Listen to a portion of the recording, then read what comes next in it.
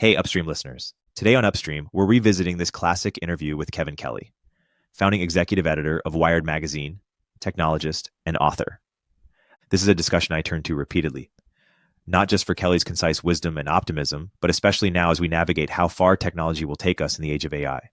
Up ahead, you'll hear Kelly discuss what makes us uniquely human and how we've invented our humanity.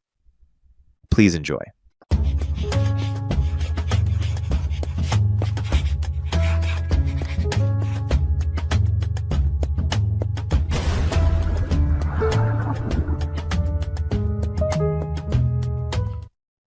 Kevin, welcome to the podcast. Excited to have you on. Oh, it's always a pleasure to chat with you, and I'm really delighted to be invited back. Thank you. We're excited to dive into your new book, which is an advice book, a different kind of book. You read old advice books that are written a long time ago, and a lot of those principles still make sense. Are there certain kind of genres of advice that you're inspired by or see yourself in the lineage of, or how do you think about advice as a category? Advice is a category. Like, I've never really been that interested in, advice columns. A lot of advice is wrapped very, very smartly, I say, in stories. We communicate best in stories. And most advice books will have stories about these things. And that is a really great way to convey it, because you're kind of showing it rather than telling it. And you will remember it.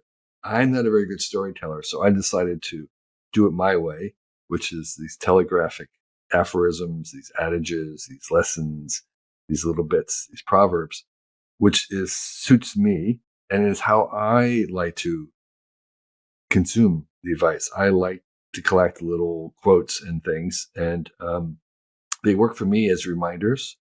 So that's what I produced, because I'm no good in making a story, but I can make a little bit of viral tweeting. And so that's what I did. Let's go through some of them. You mentioned gratitude. You have one. Gratitude will unlock all other virtues and is something you can get better at. Talk about how it unlocks other virtues and talk about how you get better at it. I think in a certain way, in a weird way, I think like gratitude and trust and empathy are connected. They're almost maybe different faces of the same virtue in some way, where gratitude, you kind of are acknowledging your unspecialness, your luck. You're acknowledging that you did not earn it in a certain sense, that it was a gift.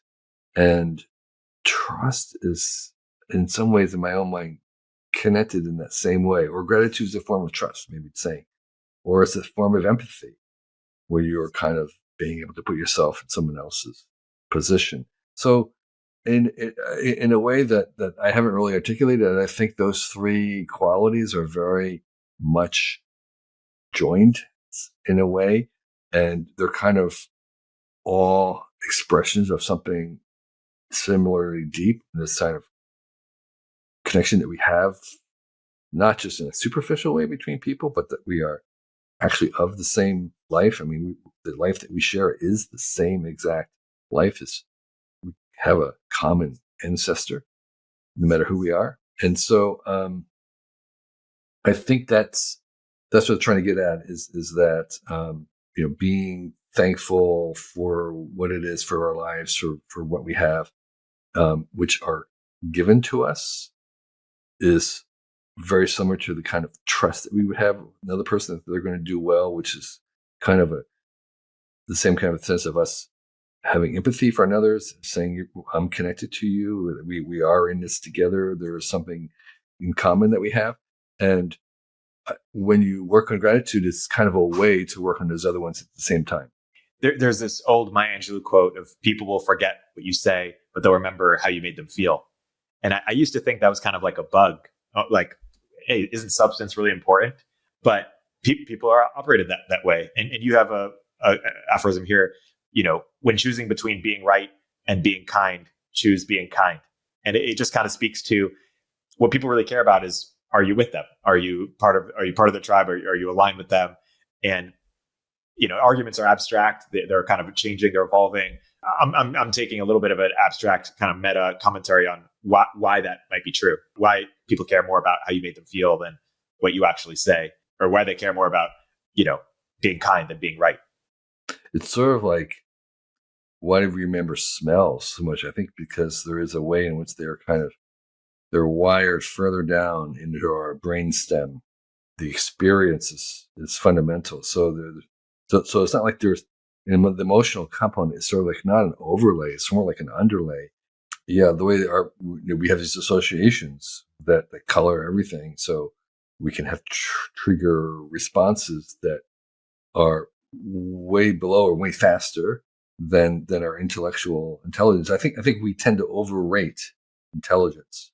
There was a whole bunch of studies done about people making decisions and then how it reflected or didn't their gut responses, where they would make a decision without thinking, like on first impressions, and then they would correspond that with whether they were correct or not, and also particularly long-term things about character evaluations in their first impression were usually the most accurate impression before they even applied logic. It was faster than logic. So I think there's something going on about that, the way they were constructed, where the primeval circuits of first impressions and responses and feeling, they kind of work faster. They work stronger than the rational thing. And a lot of what our humanity is trying to not just overcome that, but I would say manage it or steer it or at times elevate it. Because a lot of times it's absolutely right. And lots of times it's not the best thing. Because we have anger and other emotions that are also kind of have the same kind of power. So yeah, for whatever reason, we're governed by these things that seem to trump what the logic says. And that's another piece of advice about, arguing. You can't rationally argue somebody out of an opinion that they didn't rationally argue, get into through rationality. And so when you're having disagreements, the emotional component is incredibly important in changing someone's mind or convincing them or persuading them or whatever. Yeah, you can't reason someone out of a notion they didn't reason into. I was going to bring that up. It's fascinating. And what you're usually arguing about is not actually the thing that you're arguing about. There's often a subtext to the argument. And I'm curious, is your mental model of emotions something along the lines of almost feedback loops of what we're more likely to help us thrive within our tribes, like, 1,000 years ago or whenever it was? Some of those sort of emotions are still adapted to modern environments. Some of them are no longer adapted. But is that fundamentally what they were doing, was kind of intuitions about what was more likely to raise our reputation among our tribe? Or yeah, I think so. That if you look at, there was some anthropological work studying the last remaining intact tribal people. And it was really, some of this, we went very deep and lived with them for a long time and got to know them very well. And were able to observe them for long periods of time in all their dimensions. It was really, really fascinating. There was, I think, Colin Turnbull, one of the famous anthropologists, who lived with, at the time, they were called pygmy people. I don't know the proper name for them. And what was interesting was they lived in these grass leafed huts. Basically, had no walls, so everybody heard everything in the little clan, in the settlement. They would have these, like any humans, they would have these arguments and fights over all kinds of things that people argue and fight about, but they're really there. But the and everybody could hear everything, and they could hear both sides and the whole drama of it. But the interesting was that while they could be very, very vocal, they almost get to the point where they're like fist fights and almost hurting each other, but they would never go all that way of really injuring one another. It was a lot of releasing. It was a kind of like therapeutic fighting in a certain sense. But they always had certain lines, and the lines was they would never do anything that would jeopardize the health of the group. Okay, and so there's something social biological in us as a social animal that as primates, that even though we have individuality, we've evolved to also pay close attention to the health of the group and the status of the group. And so maybe that's what makes us kind of unique, is that we're social animals as well as individuals. And we have these competing instincts. You have an aphorism here: a great way to understand yourself is to seriously reflect on everything you find irritating in others. Why don't you unpack that one? Yeah, has to do, and some of the other ones, particularly these days with our new invention of AI, have to do with the fact that we humans and individually are very, very opaque to ourselves. That we collectively as a species, we really don't know what makes us human, how our minds work. That's part of the thrill and excitement and the worry about what's going on with AI is that we're trying to make something, replicate something that we don't even know what it is, our intelligence. But there's also individually, this was one of the lessons of the quantified self, was that we just don't have a very good intellectual understanding of how our own minds work, how we work, where we're coming from, why we even make decisions that we make. And looking at one of the ways we can kind of look into ourselves is find out what kind of agitates us and where we care and where we're paying attention to ourselves. Again, that's another bit like pay attention to where you pay attention to. And so our, consciousness is a very gossamer thing. It's a very slippery thing. It's kind of like the only tool we have to try and probe us, but it's not that dependable itself. And so this is just another way of paying attention to what irks us, is another way to kind of help us to get a view of us. It's not necessarily saying you are like that. It's just saying this is a signal. This is another data point you can use to try and dissect yourself, because we are really hard to self-dissect. Competing instincts, competing emotions. People get anxious about that, but that's kind of the default state. You have one: whenever you can't decide which path to take, pick the one that produces change. And I'm curious how you balance that with sort of like commitments and sticking, whether it's a partner or whether it's a long-term job or. Well, yes, I think there are. I'd said kind of elsewhere that except for like marriage, it's always think about the exit first in some ways. And whenever I do any kind of business deal, it's exactly where I start with is, okay, what does the exit of this look like? So we can structure the beginning of it. Yeah, so I think there are some exceptions where you have a commitment, and that's sort of the nature of the commitment. Is like, yeah, despite all the opportunities, despite all the other choices, that I'm not going to make that choice. So I think there is bounded in that sense. But outside that boundary, there's still many choices that we have where we have, turns occupation, where we live. We'll continue our interview in a moment after a word from our sponsors. Even if you think it's a bit overhyped, AI is suddenly everywhere, from self-driving cars to molecular medicine to business efficiency. If it's not in your industry yet, it's coming fast. But AI needs a lot of speed and computing power. So how do you compete without costs spiraling out of control? Time to upgrade to the next generation of the cloud. Oracle Cloud Infrastructure, or OCI. OCI is a blazing fast and secure platform for your infrastructure, database, application development, plus all your AI and machine learning workloads. OCI costs 50% less for compute and 80% less for networking. So you're saving a pile of money. Thousands of businesses have already upgraded to OCI, including Vodafone, Thomson Reuters, and Suno AI. Right now, Oracle is offering to cut your current cloud bill in half if you move to OCI for new US customers with minimum financial commitment. Offer ends March 31st. See if your company qualifies for this special offer at oracle.com/turpentine. That's oracle.com/turpentine.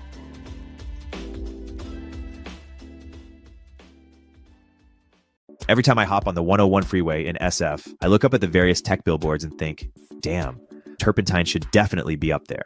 And I bet I'm not alone. In a world of endless scrolling and ad blockers, sometimes the most powerful way to reach people is in the real world. That's where Adquick comes in. the easiest way to book out-of-home ads, like billboards, vehicle wraps, and airport displays, the same way you would order an Uber. Started by Instacart alums, Adquick was born from their own personal struggles to book and measure ad success. Adquick's audience targeting, campaign management, and analytics bring the precision and efficiency of digital to the real world.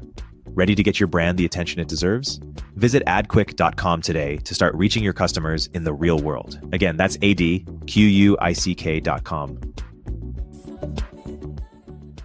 Make the case for why people should consider having more kids than they think.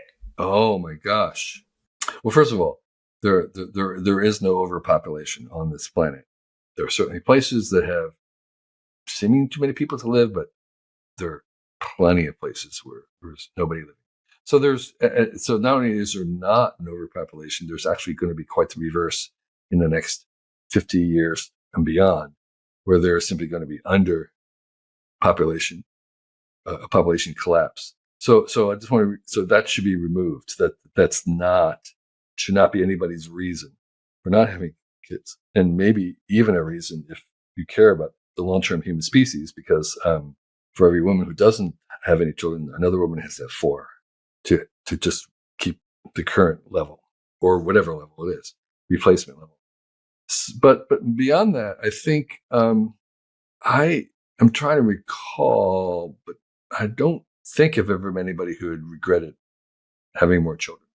I would say in modern times or in kind of the developed world, certainly there were people who didn't have birth control, and that might not be true, but I would say in the modern developed world, I have not met anybody there. And that's also been my own experience. And so I would say that there is a compounding joy from it. So the people who benefit from it is the kids themselves, where we did have our son keep requesting that my wife lay another brother. They lay him a brother. Because he really wanted to have a brother. And I grew up, and my wife grew up with 5. And so we know the joy of that. And that was, I think, that to me is kind of like one of the most important ones. How do you think we address the population collapse? Because it feels like it's already priced in. You can't just start having 18-year-olds. Is it that robots and AI just kind of solve for some of the labor stuff, or how do you think that plays out? I don't know how it plays out. It's really perplexing to me, and I do know from all these solutions in terms of having human replacements to raise birth rates has not worked, including just directly paying people. Now, it may be that they haven't been offered enough sums, that maybe if you do calculations and you figure that every baby born is worth $1 million to the economy over its lifetime, that it's worth to pay $1 million. So maybe at the right price, it would begin to work. So far, I don't know what that is, and if there isn't a way to do that, the question is, well, what happens to the economy? And there, you could imagine AIs becoming, in some ways, the audience in the market, in the way that we build houses for our cars and call garages. Maybe we make entertainment for the AIs in some ways. Maybe we have to build houses for our robots and pools. I don't know. So that's possible. That's one possible way out. But it is something that I don't have very many good ideas about. Let's flesh out more the AI-human relationship, because I've heard you're famously an optimist, and you're excited about where things will take us. And I'm curious, because some people will say, hey, they're optimists, but they also believe that humans one day will be subservient or to the AI in the same way that, I don't know, Neanderthals were kind of the previous form of evolution. We will be we're not the last form of evolution, and there will be something after us that might be some sort of hybrid, or it might be something else entirely. And that's just how life goes. And so they don't worry too much about that, because that's just kind of the inevitability of it. Whereas other people think that that's a terrible outcome. I'm curious where you net out on that. Well, Yeah, I mean, maybe in between. So I would concede or even postulate that our humanity is malleable. It was something we've invented and we're not done yet. So we have been inventing ourselves, and we will continue to change ourselves. And so we want to become better humans, but we don't know what that is. And the question that we also don't know is there multiple futures for us? Okay. Can we become different kinds of humans? And that prospect is really very problematic in many ways. We certainly could imagine there would be varieties of us that are not going to get anything changed to the naturals. They're simply never going to do any genetic engineering and not permit very much alteration in their bodies. And that's like the Amish, right? So, and then we can easily imagine people who are going to be very quick they want to eradicate the gene for Alzheimer's and Parkinson's from their germline and all future descendants tomorrow. Then we could see a forking, at least one fork, maybe more going on. And I don't know what to think about that. Is that surrendering? Is it kind of like the Union of the United States? You can't succeed. There can be no divisions. We must remain one. So I can easily imagine a bunch of people believing that the worst fate would be to have speciation among humans, and others who would say, no, this is actually natural. Until recently, there were always other varieties of humanoids on this planet until probably we got rid of them, whether we don't know. And so maybe there's kind of like we're just returning to the time when we had multiple sentient beings, which is still a little different. I mean, I call these AIs artificial aliens, and that's fine, but that's not the same thing as kind of allowing a forking in your own species. The danger there is, the most effective argument we have against racism is that there is no difference between us. But what if there really was? What if there really, and that's like, what do we do with that?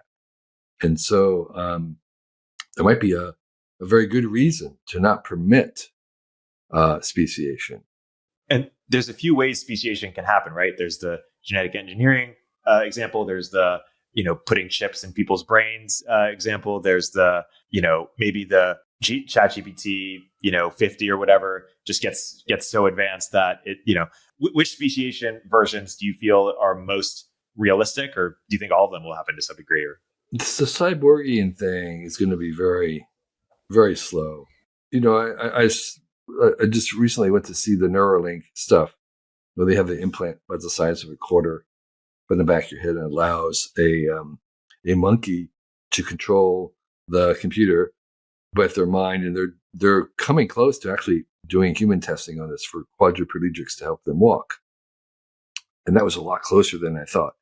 So that's how it starts. It starts with a kind of a medical, therapeutic way to help people.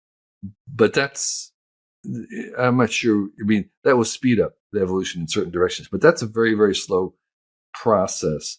Whereas the genetic germline thing can happen, at the rate of human generations.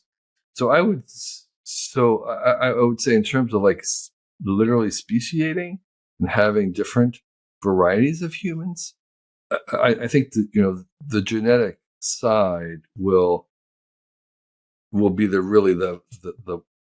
one to pay attention to, and it can be informed in terms of what we discover from AI and other things in terms of how to do it. But that's still a slow process. 25 years of life for a human generation to turn over. It'll take a long time before they're literally like you can't breed kind of a speciation too. So that's kind of a more technical biological thing, is that you can't breed. And I think I don't know if whatever be consideration, we probably can genetically engineer some way to breed these hybrids. So speciation means only that more of an identity, I guess.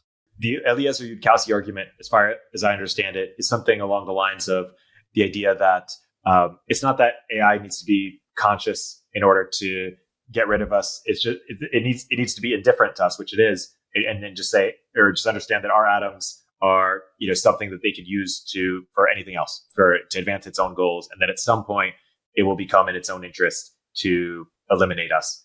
Maybe I'm botching his argument. You seem to be not as dismayed by either his argument or the kind of existential concerns that some of the AI safety community has. How would you comment on that? The argument of the many arguments out there about existentialism, the only one that sort of makes sense to me as a thing to worry about is that basically that we, over time, allow an engineer AI to do more for us.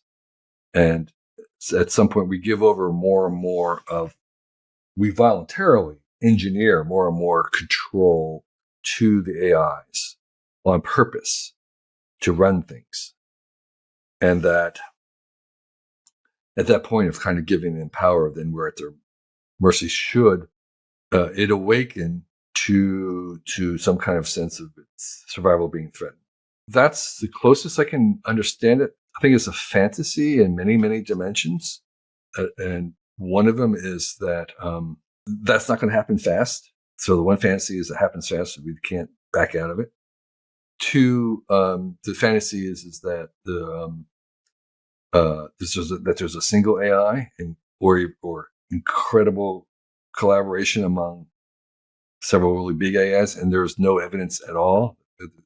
The evidence is going to be that there's going to be millions, hundreds of different AIs. Just like we have different engines and tools and machines, we don't have one big machine.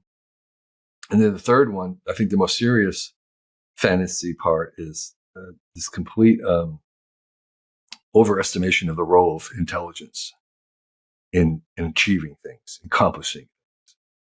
There's this idea that whatever is smartest will dominate. But we know if you put a human and a tiger in a cage, we know which one's going to live. It's not the smartest one. There's just so many other things that are necessary to accomplish things in the real world. Being the smartest person in the room does not necessarily mean that you are the dominant person, no matter how smart you are. You have other things you need other things to get done, including access to things and cooperation and collaboration with many people doing many different things, or many AIs doing many things. And that middle-aged guys who like to think a lot really, really put a high emphasis on thinking. And they think that if they could think faster and better, then they would be running the world. And they can think of all the ways in which they could continuously figure out how they could take over. But it's a fantasy, because that's not how the world works. That's not how reality works. You have all these things and they break down and they don't work on the first attempt. And by the way, the instinct for survival usually will dominate the attempt to kill. Survival is a more powerful motivator than trying to get rid of somebody. I think it's a fantasy, kind of like Superman. It's beautiful. It's mythic. It makes comic book sense. But why isn't the Neanderthals to humans kind of evolution? Why isn't that a good analogy for what could happen or will happen? Well, yes, okay. I think it is an analogy, and so that took 10,000 years. Yes, if you would say that over time that they could replace us over time, I could buy that. But to say that, all at once, overnight, that's just comic book fantasy. Right. And we do see, in time, there are jumps in, sort of economic growth, for example. So things aren't always as linear, but even still, 10,000 years is a long time. And so to expect this to happen in 20 years. And the analogy with Neanderthals, by the way, is they're much more likely to have been bred away rather than murdered. The point is that there was a willing merging going on. It wasn't that they were killing us all. There was, and so in that sense of we may merge with them, but only if we decided it was in our interest to do so. And that's one of the scenarios for Neanderthals. Joined us rather than that we murdered them. And it took a long time. And if that's the scenario that we're talking about, okay. We'll continue our interview in a moment after a word from our sponsors. In an age of AI and big data, your personal information has become one of the most valuable commodities. Data brokers are the silent players in this new economy, building detailed profiles of your digital life and selling them to the highest bidder. With data breaches happening frequently, these profiles aren't just fueling spam. They're enabling identity theft and putting your financial security at risk. But what if there's a way you could opt out of that system entirely? Incogni is a service that ensures your personal data remains private and secure. They handle everything from sending removal requests to managing any pushback from data brokers. What I trust most about Incogni is how it provides ongoing protection.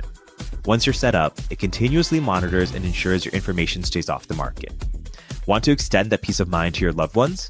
Incogni's Family and Friends plan lets you protect up to 4 additional people under one subscription. Take control of your digital privacy today. Use code Upstream at the link below and get 60% off an annual plan. Again, that's incogni.com/upstream. Hey everyone, Erik here. In this environment, founders need to become profitable faster and do more with smaller teams, especially when it comes to engineering. That's why Sean Lenihan started Squad, a specialized global talent firm for top engineers that will seamlessly integrate with your org. Squad offers rigorously vetted top 1% talent that will actually work hard for you every day. Their engineers work in your time zone, follow your processes, and use your tools. Squad has front-end engineers excelling in TypeScript, React, and Next.js ready to onboard to your team today. For back-end, Squad engineers are experts at Node.js, Python, Java, and a range of other languages and frameworks. While it may cost more than the freelancer on Upwork billing you for 40 hours, but working only 2, Squad offers premium quality at a fraction of the typical cost, without the headache of assessing for skills and culture fit. Squad takes care of sourcing, legal compliance, and local HR for global talent. Increase your velocity without amping up burn. Visit choosesquad.com and mention Turpentine to skip the waitlist. You wrote a book a long time ago called What Technology Wants, and you've written a lot about the topic since then. And obviously, you co-founded Wired. You've been thinking about technology for many decades, both past and future. Do you feel it's kind of a precursor in some ways to a market-adjacent software is eating the world thesis, or how would you kind of contextualize your mental model of technology and what it wants, where it's going? You mean, does it completely take? Do we become kind of like a completely monolithic techno planet? Is that what you mean by takeover? We become the tools. Our tools shape us literally. Well, yes. So in a certain sense, we are becoming, as I have long said, we've invented our humanity. We invented ourselves. We are an invention, and we will continue to do that. But there are many, many attributes that we have of living in these kind of wet cell, biological, self-reproducing things that, it's, as we're making these robots, we've come to understand that the kind of power density of a human, we're quarter horsepower and, 60-watt brain. It's going to be a long time before any kind of a robot will be able to operate at those low energy levels. So yes, so we may continue to invent ourselves, but we may not necessarily diverge very much from this miraculous machine that we have. I think we're likely to populate our surrounding environment with all these artificial alien beings of all different varieties and stripes.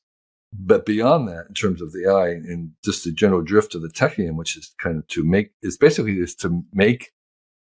organisms and forms and kinds of being that were possible, but not possible to be made with living tissue. And on the long trend, there's all these forms that could be doing things, but you're not going to get there if they have to make enough cells that are mostly made out of water. You can get to those if you can make them out of other elements. And you can only get to there through a mind. So we have first a human mind, and then we're going to make all these other AI minds that will be inventing new ways to make forms, new ways to make a living, new ways to exist, to be, that are technological. And we can fill up that. I don't think it's going to necessarily replace biological forms, because that's generally not what we see. We see evolution much more additive. There are things that go extinct. However, in technology, we don't see extinction. And that's one of the differences, is because they're idea-based and we can carry ideas forward. So we have shifted the evolutionary arc because now we don't have to have as much extinction. And so we can imagine going forward where we retain as many of the biological species as possible while adding on additional technological species. And we make more and more. So we have a world, like a planet, full of all the biological species that we have today, and they continue, and millions of more technological species.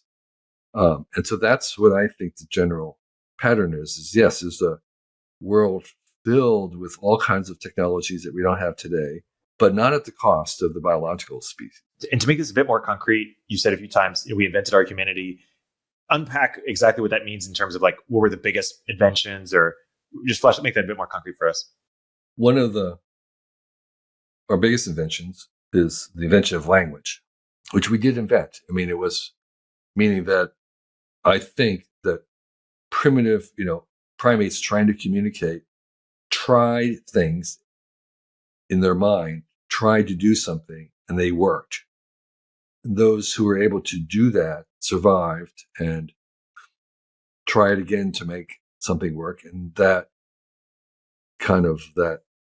battery of things and techniques that they discovered were passed on and became the basis of our language. And that language, what language really gives us is there's two things. One is this communication between members, which is very powerful, and how we can hunt better so clan could survive. But there's something else really important about language, which is that it gave us access to our own thinking. So the only way we know what we're thinking is through language. So the language was a two-pronged thing that gave us access to try and figure out what we ourselves. It was our origin of our consciousness, basically. That was very, very powerful because it kind of then could give us to be purposes and directions and intention that we didn't have before. So that was something we invented. And then from them, we invented things like domestication of herding animals, which we could milk. And once we figured out that, the human body rapidly evolved in certain populations, adult tolerance of lactose. That happened within, 7,000 years or something. It was really fast. We invented cooking and fire, which was an external stomach that could digest stuff we could not with our primate stomachs. We could then access nutrition that we couldn't get to, which changed our teeth and jaws very, very quickly. So how we look right now is something that we invented.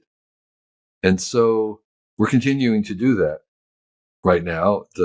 Actually, biological evolution has not slowed down with cultural evolution. It's actually sped up. So that's what I meant by inventing. And then all the things that we think are important to us, like fairness and the moral judgment and all these other things, we invented. Idea of law and our idea of, even though there's some primitive traits we can see, like fairness among primates, we have invented elevated and much more stricter levels of that. And a lot of it's communicated through culture, which is something else we invented. But when we think of a elevated, enlightened human, that's something that we've invented. In one of our first conversations almost a decade ago, I remember you said something like, we will need a new mythology or new mythologies that help us kind of make sense of the new world that we're entering. Yeah, I mean, at the Long Now Foundation, we're building this clock to tick inside the mountain for 10,000 years. And we hope that to be a mythic thing, this idea of the clock ticking the mountain for eons, for generations. That's the kind of mythologies that I think is helpful for us as we kind of reimagine ourselves. Yeah, and our new purpose in this world. It's interesting because, just on the point of purpose, I mean, some people say, hey, people will do art and poetry and we'll find all these new things once a lot of knowledge work has been automated, but the AI will be better at that kind of stuff too. How do you think about, in a world a decade from now or 2 decades from now, how humans think about purpose in a different way once a lot of things that they were the only to use your words of, don't be the best, be the only, could perhaps be done with AI. Or feel free to dispute the premise. I just think we know so little about what our own intelligence, our own being is like. And so AI is going to be disruptive and instructive for decades, because it's going to help us experiment on us in some ways. I think we're going to learn more about our own brains from AI and making AI than we have from neuroscience or psychology together so far. And I think we're going to be having this discussion about what is it that we are about, where are we going, what is it for the next 50 years at least, as all these things come along and we kind of re-register them. And I think one of the things we've done just this year is demoted creativity. Again, this has been talked about. It's like, well, the thing that humans do is creativity, and computers are the opposite of that. And now we know wrong. Computers can do creativity at the lower minor level very easily. And so now we're saying, well, yeah, creativity is not this high order supernatural thing. It's actually very, very primitive. And so we've kind of changed our ideas about creativity very, very fast. And I think that kind of thing we're going to continue to do, not always necessarily demoting him, but just shifting and maybe having more subtle, nuanced differences. Because I think there's what I call capital or major creativity and then minor. So we'll have to devise new language for distinguishing between what this kind of everyday novelty is versus a kind of a breakthrough where we are trying to do something that's outside the average. And so we probably maybe have two new words instead of just the one word creativity. I'm fascinated by we'll learn more about ourselves than we have with neuroscience and psychology. We still have no idea what consciousness is, and maybe we'll figure it out in the process. One idea you've been thinking a lot about for a while is this idea of a global government, or the need for one, and also this idea of covalence, I think you call it. There's the idea of kind of two-way transparency. Well, yeah, it's not surveillance, but covalence. Yeah. And it's interesting because when some people talk about existential risk, I mean, one of the existential risks we've introduced in the last century has been nuclear weapons. But the competitive dynamic in terms of multiple countries having nuclear weapons seems to have staved that off. And so I wonder if, similar to, right now we're having a conversation about AI and centralization and decentralization, and if there should also be a competitive dynamic that might stave that off. And one worry people could have with a global government is, does that reduce the competitive dynamic? Does it centralize power a bit too much? And thus, why would they, be covalent, so to speak? Like, why would they allow, two-way transparency? How do you think about sort of do you see a need for decentralization there? Or do you agree that the competitive dynamic is what's preventing, perhaps this abuse of power? Yeah, I would say in general, what we know about systems, again, me taking the whole systems approach, is that there's a tremendous power in the bottom, in a very flat-ish, bottom-up, decentralized, distributed system, which is a large part of evolution, a large part of ecology, a large part of living systems, a large part of the mind. But it's not the only part. And that's the lesson is that most of the systems we see are combinations of lots of decentralization in many aspects and some centralization. What we know that the advantages of decentralization in distributed systems is agility, flexibility, adaptability, supreme. They're just the best ways to adapt to changing environments, changing circumstances, changing goals. But we also know that there's a cost to that. They're incredibly inefficient. I mean, just by the nature, you're duplicating everything. There's no sense of efficiency whatsoever. There's no mechanism for efficiency. As soon as you introduce efficiency, you begin to centralize. So the question always is there's trade-offs, and all these systems being hybrid is you're going to pay the costs for certain aspects of the decentralized system, pay the cost of inefficiencies and slowness and other stuff. because the adaptability or flexibility that it does is so valuable that you're willing to pay the cost, and other aspects of it, it's not worth paying the cost. So you want to have something more centralized. So authentication could be decentralized, and there's reasons to do that. And there'll be some cases where it's going to be worth to pay the cost of completely decentralizing it. But in many other cases, it makes sense to have a more centralized version of it. So there's no free lunch in that way. The way I would say is, the bottom up is always the take you further than you can go. Decentralized systems take further you can go than you ever thought, and they're usually the best way to start. But they don't take you all the way, and so most of the systems that are kind of highly oiled and well working will be some combination of mostly decentralized with little bits of top-down centralized control.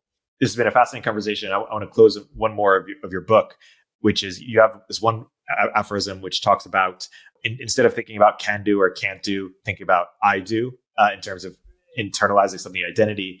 This kind of meta concept, which I'll say as a plug for the book, which is there's this basketball player, Giannis Antetokounmpo, who just lost in the first round of the NBA playoffs.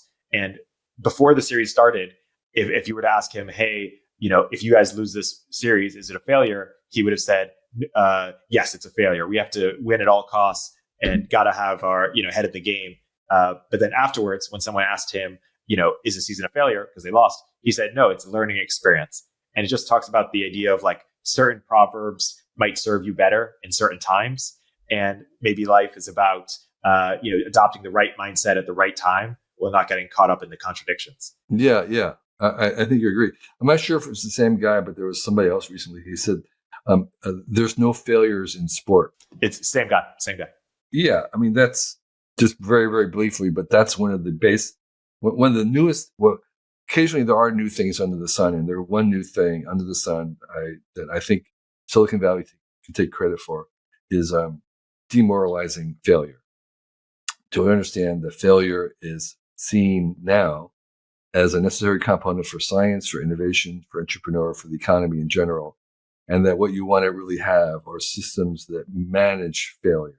Okay, they're failure management systems where you have your failures in small doses and you manage them to prevent the cataclysmic failures that you want to avoid. And so, so I think there's been a change, complete sea change, where if you lost money or if you had bad grades or if an experiment failed, that was considered a disgrace. And now it is seen, as you say, as a learning experience, as a way we go forward. So the fail forward idea. So yes, fail forward. That's a great place to end. The book is excellent advice for living, wisdom I wish I'd known earlier. Kevin, thanks so much for writing this book and for coming on the podcast. I really appreciate your great questions, Erik. Thank you. Upstream with Erik Torenberg is a show from Turpentine, the podcast network behind Moment of Zen and Cognitive Revolution. If you like the episode, please leave a review in the Apple Store.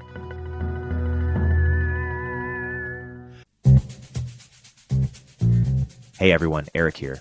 At Turpentine, we're building the first media outlet for tech people by tech people. We're the network behind the show you're listening to right now. We have a slate of hit shows across a range of topics and industries, from our AI and investing cluster of podcasts to shows that drive the conversation in tech with the most interesting thinkers, founders, investors, and influencers, like Econ 102 with Noah Smith. We're launching new shows every week, and we're looking for industry-leading sponsors. If you think that might be you and your company, email me at ericaturpentine.co. That's ERIK at turpentine.co, and let's partner together.